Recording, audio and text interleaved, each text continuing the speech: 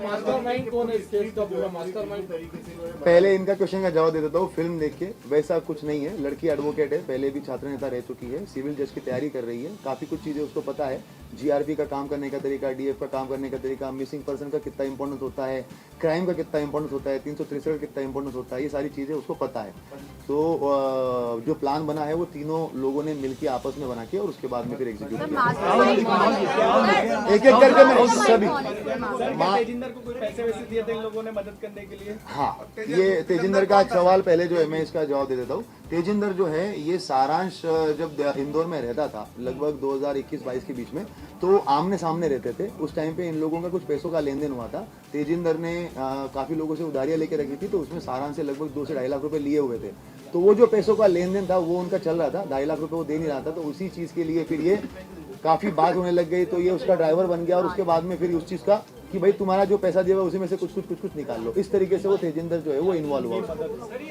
राम तोमर वाली बात मैं पहले कंप्लीट कर लेता हूँ। राम तोमर जो है गुमशुदगी वाले मामले में कहीं से कहीं तक इन्वॉल्व नहीं है, मगर राम तोमर की जो पहचान है वो लगभग ग्वालियर जबलपुर में जब लड़की प्रैक्टिस करती थी उस टाइम पे किसी के थ्रू ही है। लड़की से हमने बातचीत करी है, आप भी अलग से अभी बाद में भी उससे जब भी बातचीत होगी तो जानकारी में आएगा। लड़की का कहना है कि राम तोमर को आज तक उसने चेहरा भी नहीं देखा उसका, मगर राम तोमर उसको लगातार फोन करता था और उसने बीच में 3 से 4 बार उसके टिकट्स बना दिए थे, जो एक भी टिकट में वो वापस गई नहीं है। उसका ये कहना था कि तू ग्वालियर आ जा और ग्वालियर में जो है वो प्रैक्टिस कर।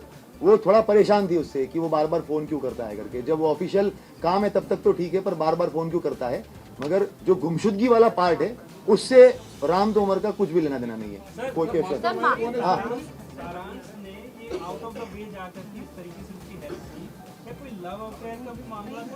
लड़की डिनाई करती है, लड़की बताती है कि वो मेरा दोस्त था, बाकी तो और वो अच्छे से इस सवाल का जवाब दे पाएगी।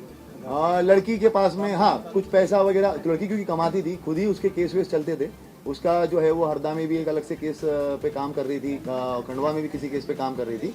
तो लड़की खुद भी कमाती थी। उसने अपने माँ का ऑपरेशन जो किया था, तो ऑपरेशन में भी उसने खुद ने पैसे जो है वो खर्च किए हैं। तो पैसा उसके पास में था और कुछ पैसा जो है वो सारा से भी उसने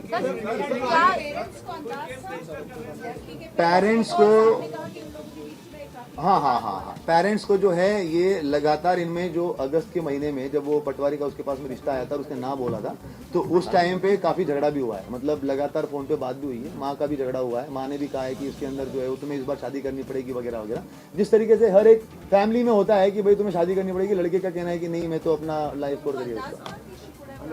डेफिनेटली वो अगर ये सब चीजें इतनी हो रही है और उसके बाद ही 6 तारीख को हुआ है। राहुल जी क्या ये पूरा एक साजिश के तहत हुआ है? तो क्या इस पूरे मामले में कोई प्रकरण भी दर्ज हुआ? क्या इसके पूरा अभी तो क्योंकि मेन जो है वो लड़की ने सोच समझ के अपने पूरे होशो आवाज में कंसेंट में ये सारी चीजें करी है, तो अभी तो वो मिसिंग पर्सन में ही रहेगा। कोई ऐसा अभी तक बयान नहीं आया हुआ जिसके अंदर कोई क्रिमिनल केस है। मास्टरमाइंड अगर कहेंगे तो ये तीनों लोगों ने आपस में मिलकर ये प्लान बनाया हुआ है, जिसमें मेन प्लान जो है वो लड़की का है और बाकी जो वो उस तरीके की चीजें हैं कि कहाँ पे हमें सीसीटीवी कैमरे बाईपास करने हैं, रोड्स कहाँ पर निकल के आ जाएंगे, नेपाल में कौन मदद करेगा, वहां पे किसकी मदद होगी, तो ये तो बेसिकली तीनों ने मिलकर। सर लेकिन सवाल ये उठ रहा है कि 3-4 जिलों की पुलिस लगातार सर्च कर रही थी, काफी परेशान है पुलिस से भी, तो उसके बाद भी कोई अपराध नहीं बन रहा।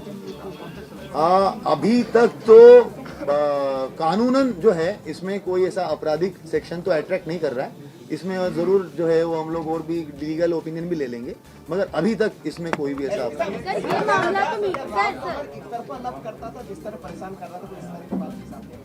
इस पे मेरा कुछ कहना उचित नहीं होगा। जो फैक्ट्स थे वो तो मैंने आपको बता दिए कि फोन वोन वो करता था। 3 से 4 बार उसने टिकट भी बनाए हैं जिसमें लड़की गई नहीं है वहां पर।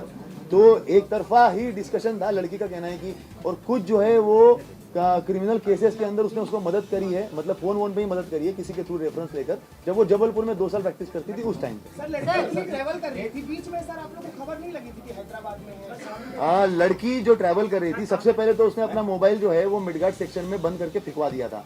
उसके बाद में लड़की ने इस चीज का ध्यान रखा था, इवन मतलब जो ये घटनाक्रम हुआ है उसके 7-8 दिन पहले से भी जो है ना, लड़की का 31 जुलाई से लड़की के फोन के अंदर भी जो है वो कुछ लोगों का बात बंद हो गया। BSNL का मोबाइल जो है वो बंद कर दिया, 2 सिम थे, 1 सिम बंद कर दिया।